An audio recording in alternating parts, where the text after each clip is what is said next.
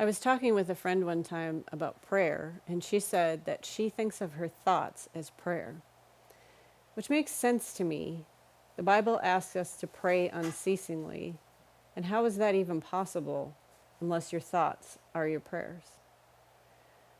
I was excited about this concept, so I started to think of my own thoughts as prayers. The first thing that happened is that I started to pay more attention to my thoughts. After all, if God is listening to what I'm thinking and what's going on in my head, maybe I could pay a little more attention to what it is I'm thinking. It immediately caused me to start thinking more positively and to speak kinder to myself. The second thing that happened, or that I noticed, is that God, or the universe, creator, whatever you call God, God likes to answer yes to your questions. So for example, if you ask a question, could this day possibly get any worse? The answer is yes.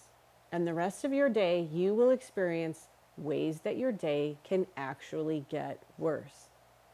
If you instead ask, how can this day get better? You will likely experience as answers to that question, and your day will get better. Another example is something I catch myself doing often.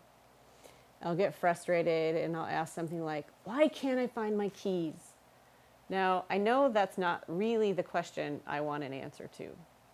So instead, I'll switch the question and I'll ask something like, where are my keys?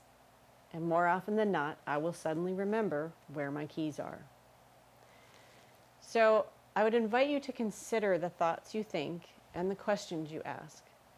And if you tend to say or think negative thoughts to yourself, remember that God is listening.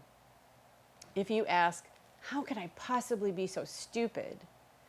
Realizing that God made you the way you are, maybe you want to speak kinder to yourself and to the Creator who made you. When you compliment yourself, you're not just being proud, you are complimenting the Creator who made you. When you love yourself, you have more love to give others. Jesus said that the most important laws are to love God with all your heart, soul, and mind, and to love others as yourself. That means loving yourself is a priority. These things are all connected.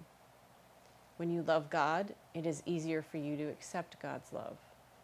When you accept God's love, it is easier for you to love others and yourself.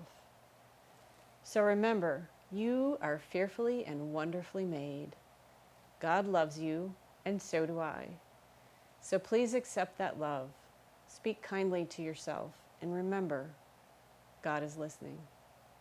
Thanks for tuning in, and as always, if you find this helpful, please share it with someone you love.